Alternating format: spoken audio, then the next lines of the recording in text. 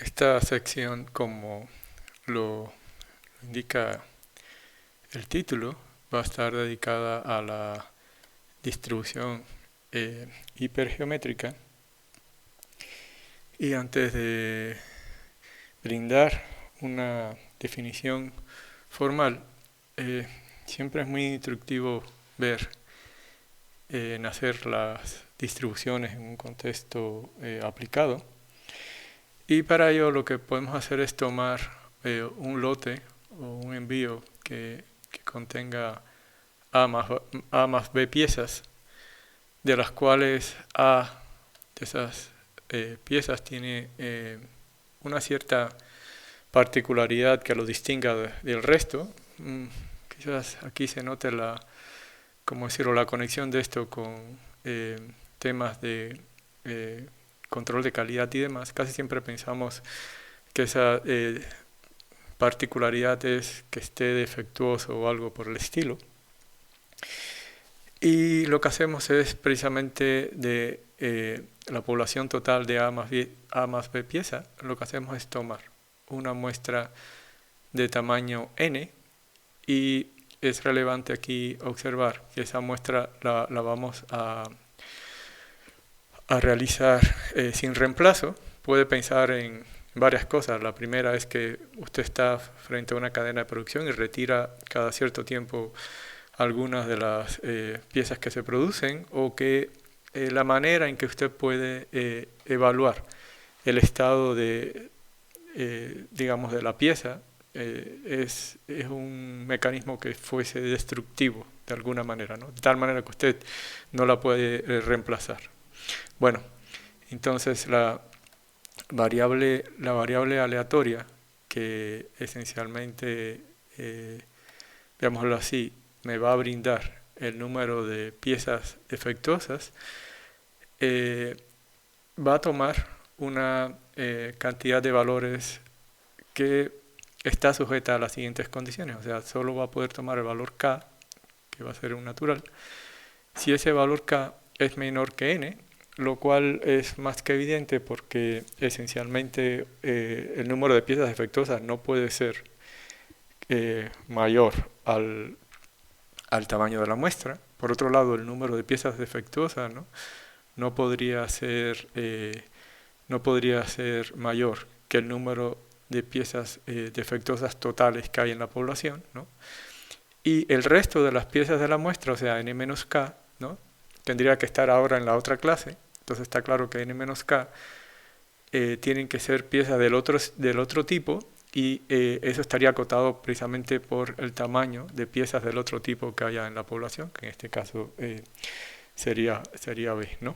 Bueno, hecha esta observación, entonces tendríamos que, para poder calcular la probabilidad de que la variable aleatoria toma un cierto valor k, ¿no?, tendríamos en un inicio que contabilizar el número total de salida que tiene el experimento, ¿no? Pero esto se corresponde a una muestra sin reemplazo, ¿no?, de tamaño n, de una población de A más B elementos, en el cual el orden nos juega un papel. O sea, y de nuestro capítulo de técnicas de conteo o combinatorias, sabemos que se trata entonces del binomial de A más B en n, ¿no?, el número total de configuraciones o muestras que yo puedo tomar de esa población bajo esas condiciones, ¿no?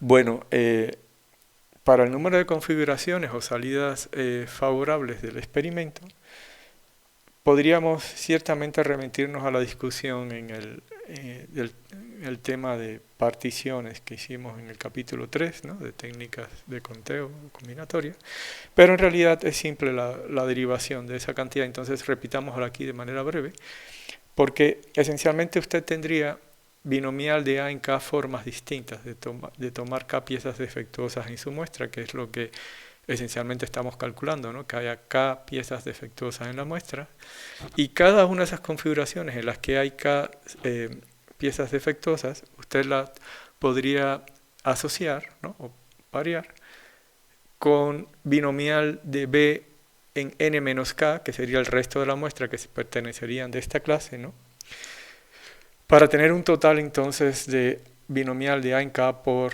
binomial de B en N menos K de salidas favorables para su evento, que en este caso consiste en que la muestra que tomó sin reemplazo, ¿no?, de tamaño N, contenga K piezas con la característica que la distingue o que sean defectuosas. ¿De acuerdo?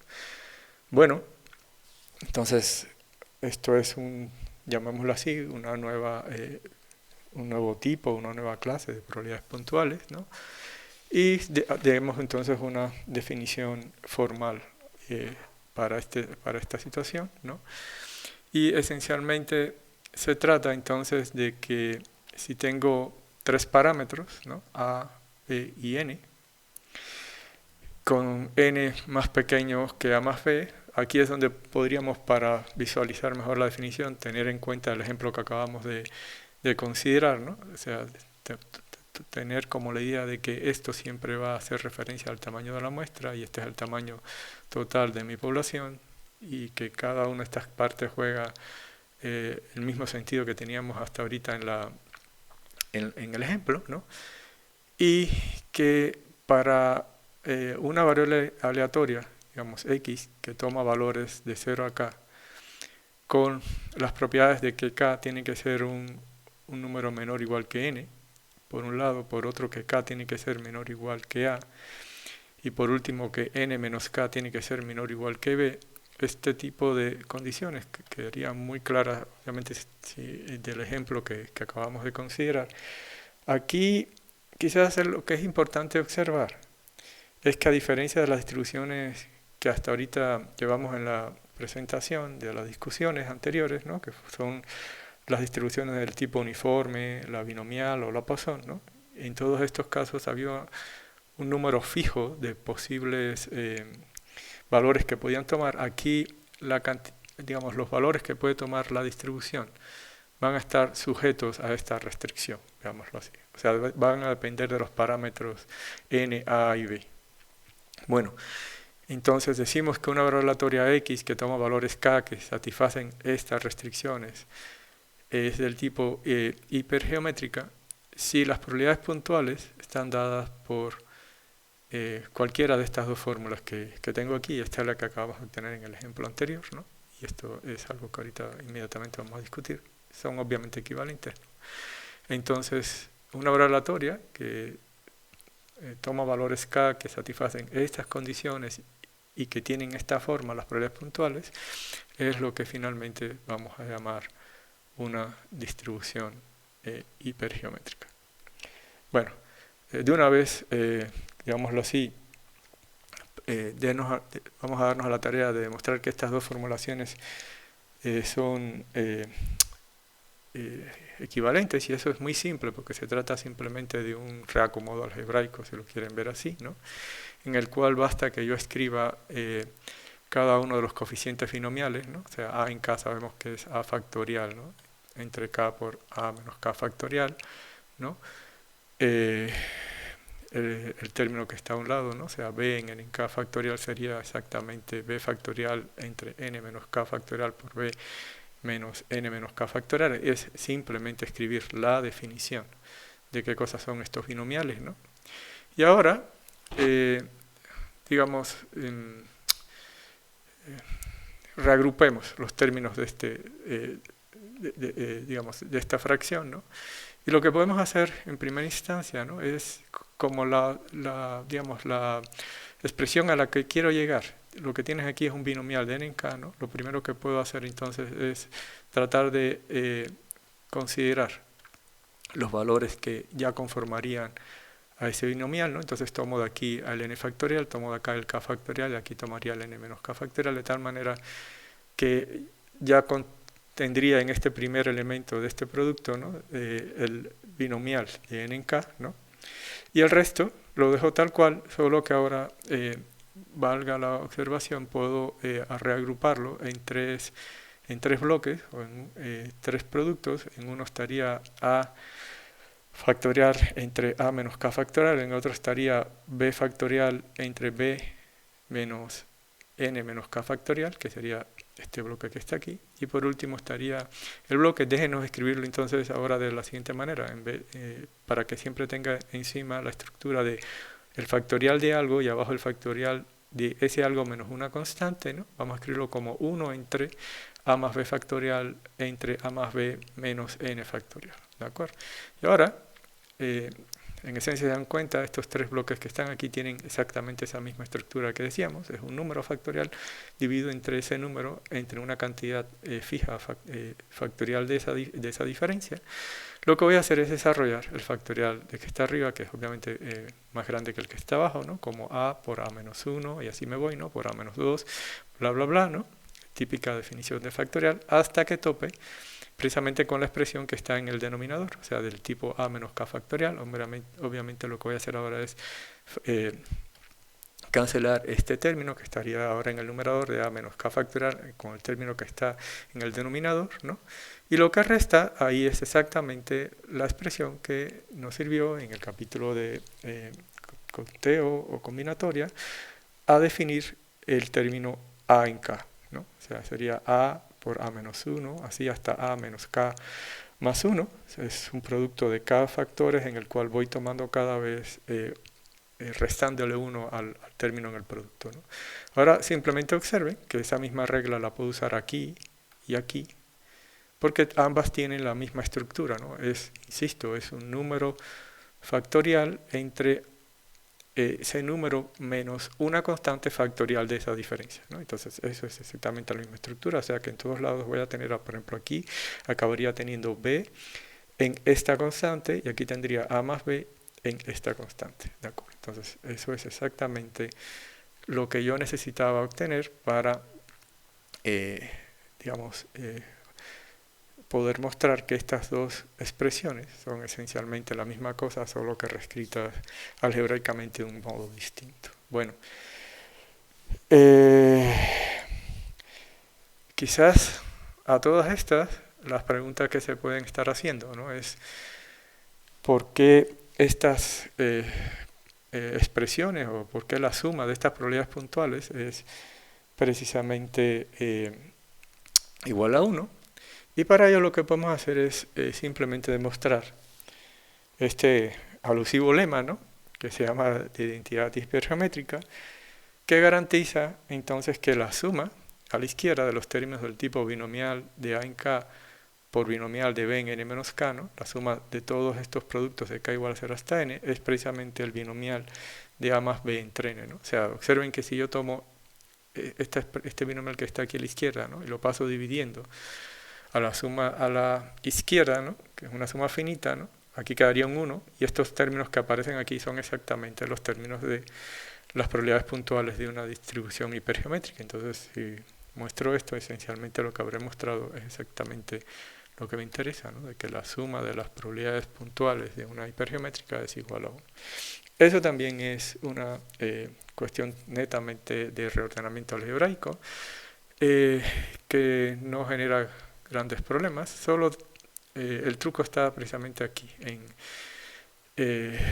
veámoslo así, en plantearnos a qué sería igual el binomial de x más 1 elevado a la potencia a más b, ¿no? Sabemos que el desarrollo binomial de esto acaba resultando en la suma de todos los coeficientes binomiales del tipo a más b en k por las potencias de x a la k, donde tengo que recorrer todas las posibles potencias de x, desde 0 hasta a más b, que es la potencia a la que tengo aquí en el binomio, ¿de acuerdo? Bueno, eso es algo que ya hemos repetido, usado y que ustedes muy probablemente hayan visto en muchos lugares. Y ahora lo que vamos a hacer es precisamente, ¿cómo decirlo? Digamos, volver a reescribir el binomio este a la potencia a más b como el producto, ¿no?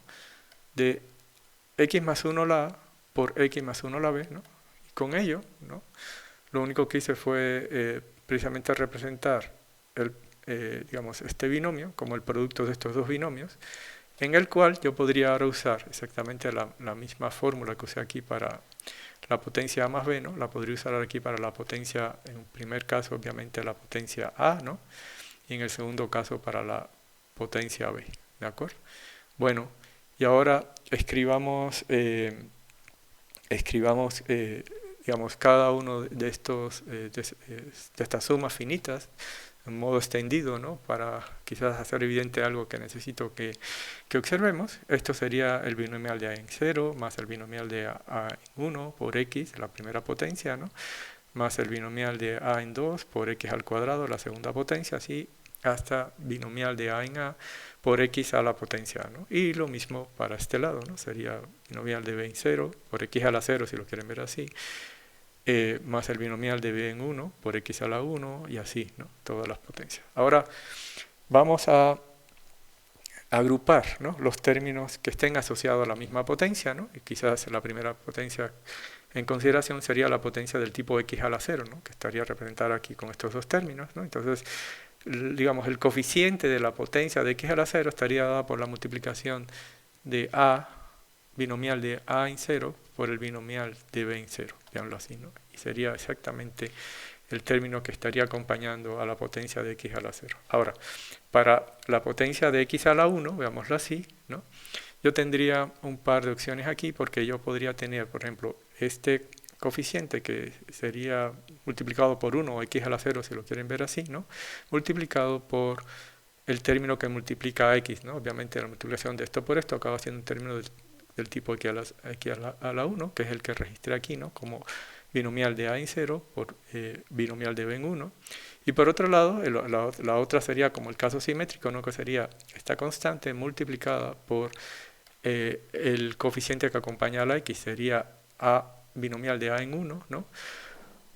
Por el binomial de b en 0, y esos serían los únicos dos términos que estarían multiplicando a x a la 1. Quizás sea bueno que empecemos a visualizar qué es lo que está ocurriendo, ¿no? Con los términos que están en los binomiales, ¿no? O sea, observen que estoy considerando aquí potencia 1, son dos términos, y lo que está sucediendo, ¿no? es que voy creciendo aquí el término de este binomial y aquí lo voy decreciendo, ¿no? Por ejemplo, un caso adicional sería cuando considere cuál sería el coeficiente que estaría acompañando a x al cuadrado, y de nueva cuenta aquí tendría, por ejemplo, esta constante que multiplique al coeficiente que está acompañando a x al cuadrado, y yo tendría entonces binomial de a en 0 por binomial de b en 2 por x al cuadrado, ¿no? ¿Qué otra cosa puedo hacer? Puedo multiplicar este término aquí, que es del tipo constante por x, por este término que está aquí, que es constante por x, para obtener x al cuadrado. Entonces este término sería binomial de a en 1 por binomial de b en 1, por ejemplo, ¿no? Y por último, el caso simétrico este, ¿no? Que sería entonces multiplicar esta constante por este término que es del tipo x al cuadrado, ¿no? Entonces, ¿qué me quedaría? Me quedaría a en 2 por el binomial de b en 0, y esos serían los tres términos que aparecen multiplicando a x al cuadrado, ¿no? Y de nueva cuenta observen el patrón, ¿no? O sea, sería potencia 2, 3 sumandos, los coeficientes que están aquí siendo usados en los coeficientes que son los que van a multiplicar a x al cuadrado, tienen un patrón muy claro, ¿no? Sería, yo iría creciendo desde 0 hasta 2, los coeficientes del primer binomial, y los del segundo binomial los iré decreciendo, solo por aquello de que a la tercera va la vencida, ¿no? Obviamente puedo hacer exactamente la misma historia para x a la 3, ¿no? Entonces aquí, digamos, si lo que tengo es una constante, tendría que multiplicar por el término que ya no me cupo acá, pero sería el término b en 3, ¿no? Que estaría multiplicando al cubo, ¿no? Después este término multiplicarlo por el término que está multiplicando a x al cuadrado, ¿no? Sería a1, binomial de a1 en binomial de a2, ¿no? Sería este término que está aquí, porque el producto de este término tiene potencia 3, ¿no? Después puedo tomar este término que está aquí, que está multiplicando la potencia de x al cuadrado, y multiplicarlo por una potencia de x para obtener x al cubo. Entonces, ¿qué sería? a2 de binomial de a2 por binomial de b en 1, ¿no? Obviamente esto sería también una potencia de x3. Y por último, el término que sigue aquí, que ya no lo escribí, que sería binomial de a en 3, x al cubo multiplicado, ¿no? Por esta constante que está aquí, ¿no? Bueno, creo que ya rayamos en el cansancio, ¿no? O sea, sabemos que para cada una de las potencias, por ejemplo en este caso 3, tendría 4 sumandos, o sea, es más 1 la cantidad de sumandos que tengo aquí, y los coeficientes que acompañan a los productos de los binomiales satisfacen la regla que acabamos de decir aquí, ¿no? O sea, los de A van creciendo desde 0 hasta 3, en este caso porque estoy considerando la potencia 3, y los de B van decreciendo desde 3 hasta 0 porque estoy considerando potencia, la potencia 3. Bueno, en general, ¿no? Yo tendría entonces que tomar la suma, ¿no? Sobre todas las potencias de X desde 0, ¿no? Hasta A más B, ¿no? Y multiplicarla, ¿no? Exactamente por los coeficientes que veníamos visualizando aquí, ¿no? Donde los coeficientes de cada potencia resultan en la suma desde 0 hasta acá, o sea, son K más 1 sumando, como habíamos visto, porque va de 0 hasta acá, ¿no? De los productos de los binomiales A en J y de B en K menos J, ¿no? Recuerden que aquí va creciendo desde J igual a 0 hasta acá el coeficiente que viene acá abajo, ¿no? Y aquí va decreciendo desde el más alto, que en este caso sería para J igual a 0, sería acá, hasta que en la última posición del índice J acaba siendo 0, ¿no? Bueno, pero ahora lo que hay que observar, ¿no? Que este polinomio y este polinomio, ¿no? Tienen que ser idénticos. Eso implica que los coeficientes que acompañan a las potencias de este polinomio y los coeficientes que acompañan a las potencias de estos polinomios tienen que ser la misma cosa. Eso es algo esencialmente que todos aprendemos por ahí en algún lugar del álgebra, ¿no? Y eso implica entonces que la suma desde J igual a 0 hasta acá de estos términos, ¿no? Que son los que me interesan, tienen que ser igual al binomial de A más B en K, ¿no? Si lo quiere llevar al extremo, que es el caso en que teníamos en el teorema, lleve ahora esto hasta K igual a N, ¿no? Y lo que tiene es exactamente la expresión que teníamos allí, ¿no? Y por ende, con eso tendríamos la demostración del lema y que la suma de las propiedades puntuales de la distribución hipergeométrica obviamente suman